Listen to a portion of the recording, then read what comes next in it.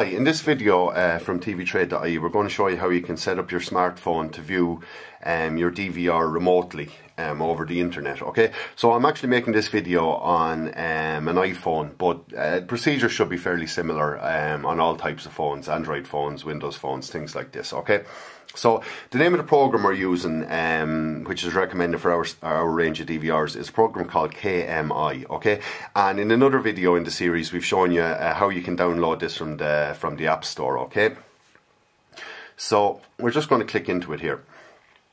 So by default I've nothing set up in this at all, so we're just going to take you through that. So we'll just go to the settings page. So when I want to add a device, we'll just click on the plus symbol here. So we'll just call it, you can call it whatever you want. You know, some people might want to call it warehouse 1, warehouse 2, warehouse 3, or maybe backyard, you know, driveway, you know, whatever you like yourself. But I just call it DVR anyway, okay? Now, the address is the important thing here, okay? What we've mentioned in other videos and on the technical pages on the TV Trade website is that we are only showing you how to do this using a static IP, okay?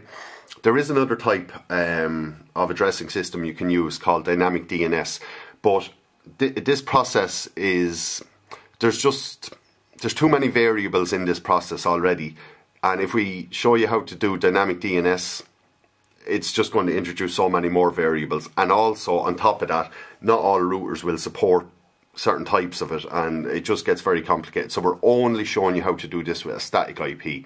Now, static IPs are available from your broadband provider.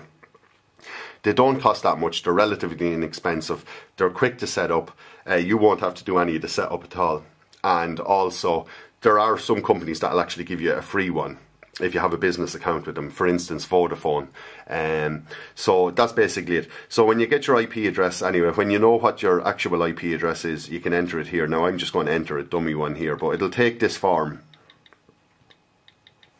Okay, so it'll be 3 digits dot 3 digits dot 3 digits dot 3 digits dot. Now if your broadband provider happens to give you one that has 2 digits in it, you put a 0 in front of it. So just say they gave you 123 123 123 12.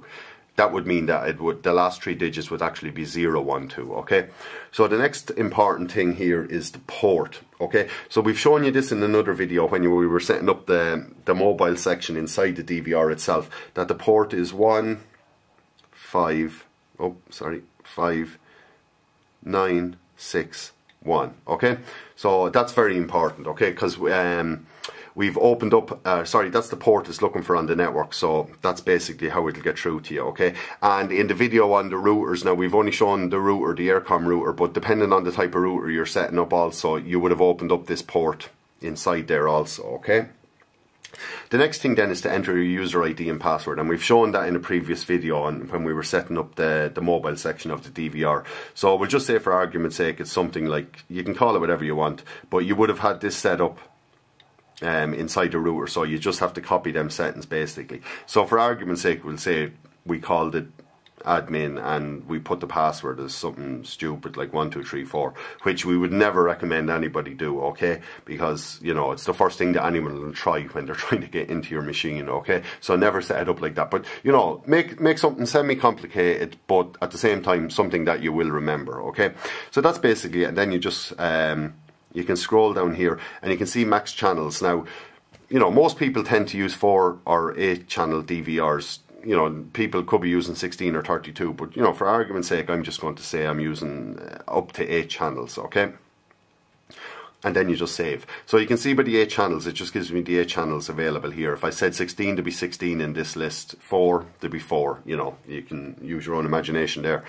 So if you just want to view a particular channel then, all you have to do is basically just click on channel 1. Now obviously this isn't going to work because I've just put in a pile of rubbish as regards my IP address and settings and stuff like this. Once you put in the correct settings, this will connect. Now the thing to note is you are always better to be connecting via Wi-Fi. Okay, you'll just get a far more reliable connection, picture quality will be better, there won't be frame drops, things like this. If you're using 3G, it's all going to depend on the quality of your connection. And from our experience now, we're just you know, when we had it set up, we drove out the country and basically just tried to see how well the 3G worked. There were some locations that actually worked really well, but then there was other locations we just couldn't even connect. You know, we were only getting 1 or 2 bars basically of 3G signal, and it just wouldn't work. So you're always better to use Wi-Fi where available, but you know, the fact that 3G is available, it can be handy in certain situations. So that's basically it, how you configure the KMI app on your iPhone to access your DVR remotely.